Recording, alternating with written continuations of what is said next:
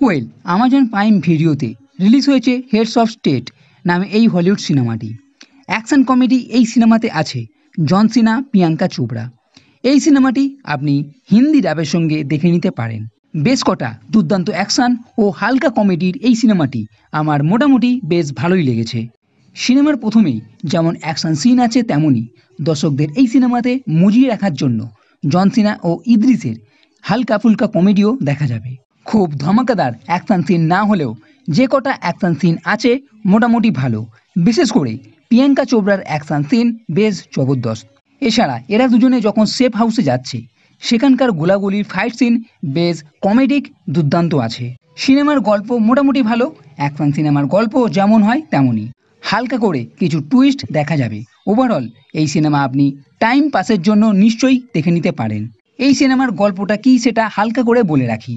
সিনেমাতে প্রিয়াঙ্কা চোপড়া নোয়েল একজন MI6 agent এবং এক মিশনে যেখানে ড্রাগ ডিলার ভিক্টরকে ধরতে হবে। আমেরিকা ও ইংল্যান্ডের গুপ্ত সংস্থা মিলিতভাবে এই মিশনে আছে, কিন্তু এই মিশনে বেশিরভাগ এজেন্ট মারা যায়, নোয়েল বাদ দিয়ে। এদিকে আমেরিকার নতুন নির্বাচিত রাষ্ট্রপতি হলো একজন মুভি স্টার উইল ও ইংল্যান্ডের প্রাইম মিনিস্টার হলো স্যাম, যে আমেরিকা স্টেট ভিজিটে এসেছে, কিন্তু দুজনের মধ্যে তেমন বনিমনা হয় না। আপকামিং নেটো সাবমিটের জন্য দুজনে প্লেনে করে যাবার সময় এদের উপরে অ্যাটাক হয়, যেটা ওই ড্রাগ ডিলার ভিক্টর করায়। ভিক্টর নেটোকে ভাঙতে চায় ও আমেরিকার সমস্ত সিকিউরিটি তথ্যকে হাতাতে চায়। এদিকে প্লেন ক্র্যাশ হলেও এরা দুজনে কিন্তু মরেনি। এইবার এরা দুজনে বাঁচার চেষ্টা করে। প্রথমে এরা এক সেফ হাউসে যায়, কিন্তু সেখানেও এদের লোক অ্যাটাক করে। এরপর নোলান এদেরকে বাঁচাতে আসে। এরই মধ্যে জানতে পারে ভেতরের কেউ ভিক্টরের সঙ্গে জড়িত আছে। এই ভেতরের লোক কে?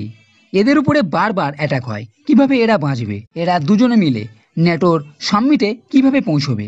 ভিক্টরকে কিভাবে ধরবে? মারতে পারবে কিনা? এখানে একটা ফাইটের সঙ্গে কার রেসিং, চেসিং সিনও আছে, মানে সমস্ত কিছু মজলা আপনি এখানে দেখতে পাবেন। তাই মজা ও অ্যাকশনের মিশ্রণে তৈরি এই সিনেমা খুব একটা খারাপ লাগবে না। সেই জন্য নিশ্চয়ই আপনি এই সিনেমা দেখে নিতে পারেন। তো বন্ধুরা, এই ভিডিও যদি ভালো লেগে থাকে তাহলে লাইক করো, কমেন্ট করো, শেয়ার করো, আর এই চ্যানেলটি সাবস্ক্রাইব করতে কখনোই ভুলবে না। এই ভিডিও দেখার জন্য ধন্যবাদ।